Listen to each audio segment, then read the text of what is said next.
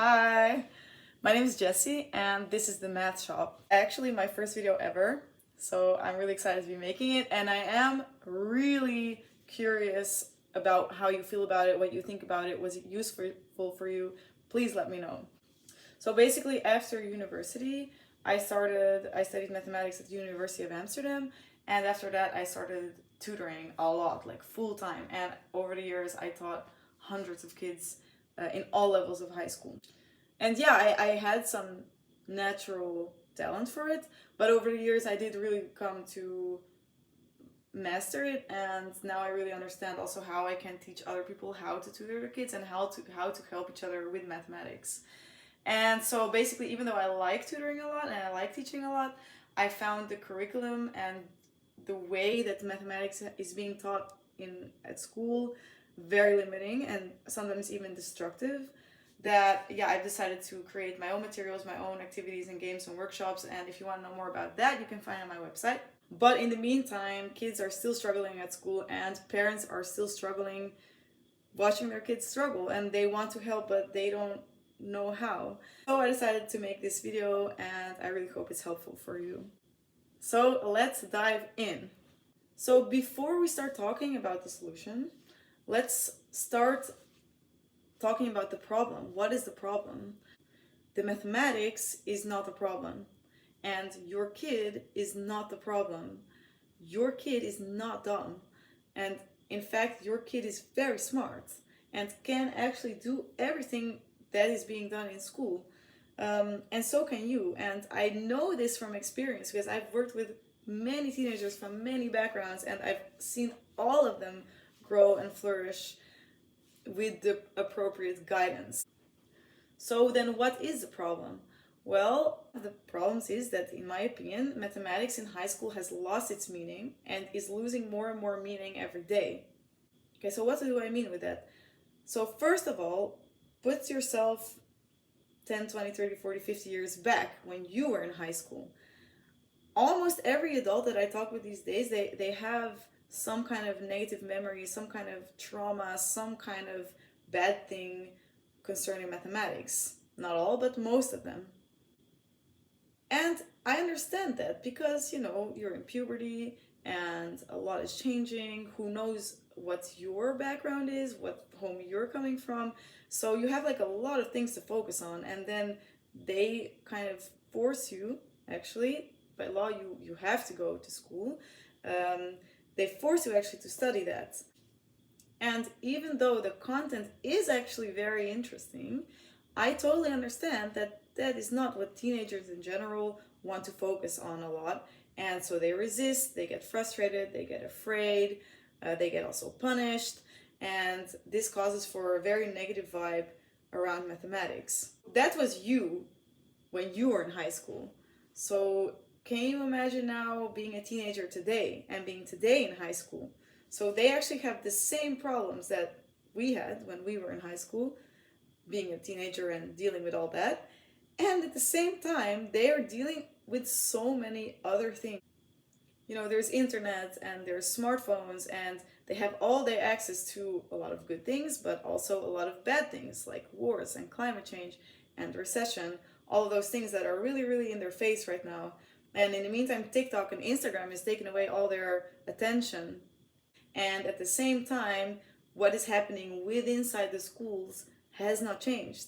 It has not changed since you were in high school, and it has not changed since I don't know how many years before.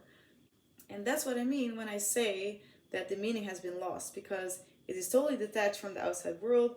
The material is totally detached from who the students are as people. Okay, so what is then the solution?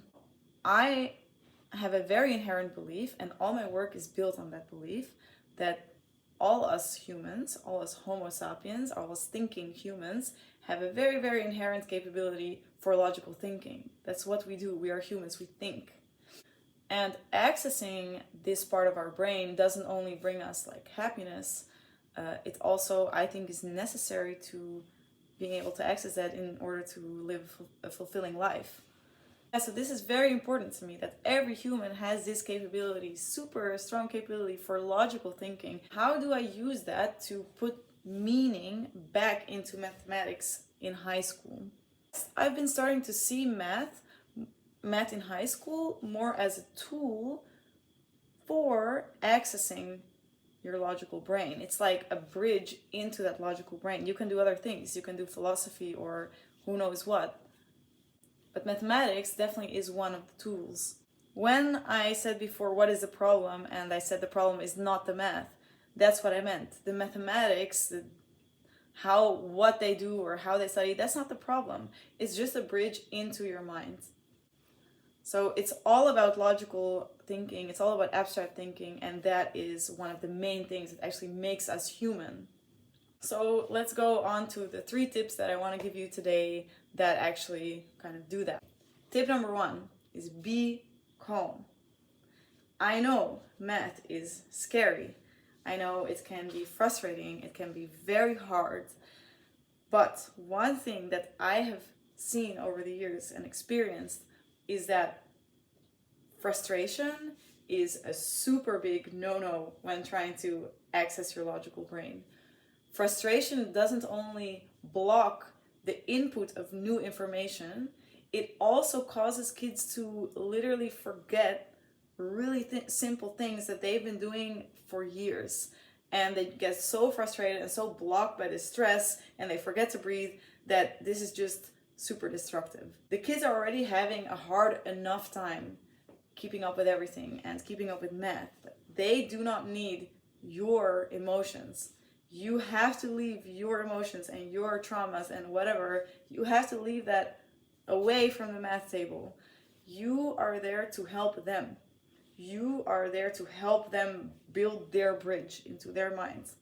So I'm really putting emphasis on that because our kids, which by the way, I do not have kids of my own yet, but our kids, our students, our teenagers in the world, they need our support.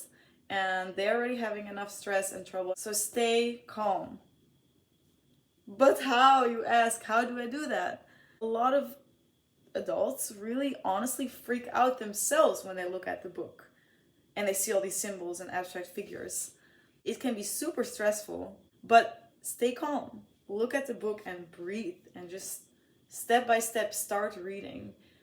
And you are not the teacher and you don't have to be the teacher. You don't have to know all the answers. All you have to do is guide your kid to knowing the answers. And you can even take this as an advantage because you actually understand your kid better than the teacher because you're on the same level. You both don't get it. So you can literally both learn together. Which, if you manage to stay calm and don't let negative emotions come in the way, it can be a really fun and bonding experience. So basically, you are allowed to admit that you don't get it. Because your kid wants your help doesn't mean your kid wants the answers. So really, stay calm and really be there for your kid. And that's why it's also really important to let them do most of the talking. Let them explain it to you. That's actually a much better way to knowing do they understand it or not than if you are explaining to them something you don't actually get yourself so good. So this takes us right into our second tip, which is quality over quantity. Start with the basics and be thorough. So, okay, let's say this test is about quadratic equations and your kid is like, oh my god, I have a quadratic equations test tomorrow, I'm super stressed, and you as a parent, you want to help. But you also don't know what a quadratic equation is and you even forgot what an equation is. Let's say it's possible. Still, you need to start at the beginning. Go to YouTube. There is 1 million videos that explain to you what quadratic equations are. And well, frankly, it is a little bit late to start one day before the test, but still there's a lot that you can learn just from the basics. So that's literally how math is built up. Like, it's a super complicated universe consisting actually only out of a handful of symbols and a few rules. And when you start to practice these simple steps and really understand really these simple things, I promise you, the more complicated things will come much easier. You and your kid you're sitting down and you're gonna study quadratic equations. So you go to YouTube and you find a bunch of videos and you both are like, oh yeah, okay, I get it. Okay, now let's quickly go to the hardest question. No. When you have a feeling that you get it, stay calm and stay there a bit. Like, do you really get it? Can you reproduce it? Can you take the same exercise and change one number? When you understand it, check with yourself a few more times. Did I really understand it?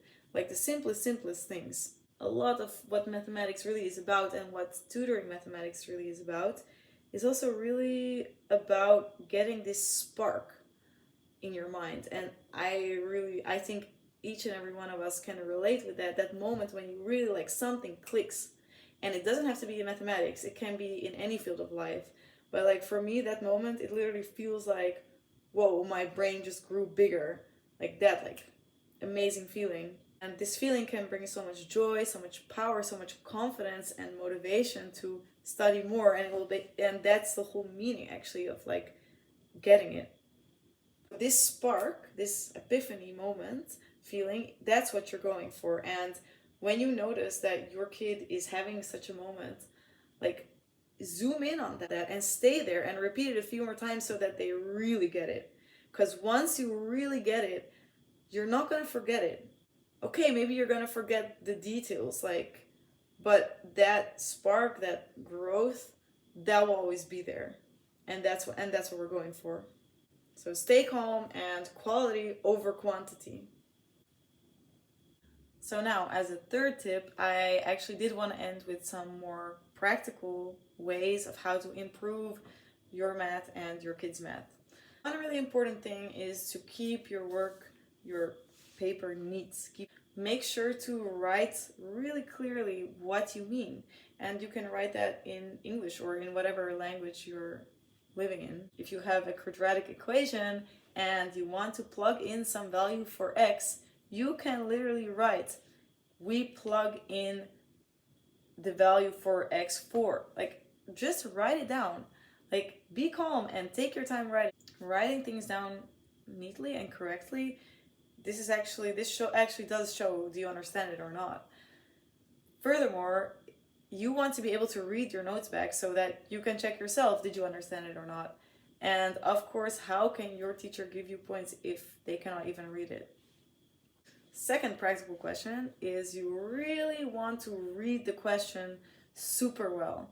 Like, you want to understand the question, like, and the text that it says there in any kind of a drawing. You really want to understand that. Once you understand the question, it will be much easier to know the question, to give the answer. So can you make a drawing? Can you make a table? Can you make a sketch? And the third of the practical tips is to always check your answer. So if you've worked hard on a question and you feel like you've done it right, and you come up with some number and you think, okay, that number could make sense, check your answer. And either check it by yourself if you know how to, or you can literally find the answer online, or use a map like Photomath that will solve equations for you. Sure, you don't want to use that as like a shortcut, but you do definitely want to use that as a way to make sure, did I actually get it? Because you really want to avoid doing like 20 questions and figuring out that you've been doing it wrong all along. You really want to train yourself to do it right immediately. You want to always like do this step with your kid, like to teach them how they can check themselves if their answer is correct. So that were my 3 tips. 1, stay calm. 2, quality over quantity. And 3, some practical tips. I really hope this was useful for you. I really hope that you remember my message, which is that each one of us has this logical mind and we just need to find ways to access it, and this will make us all happier and healthier humans. I'm really curious what you think about this video, and always have fun, of course.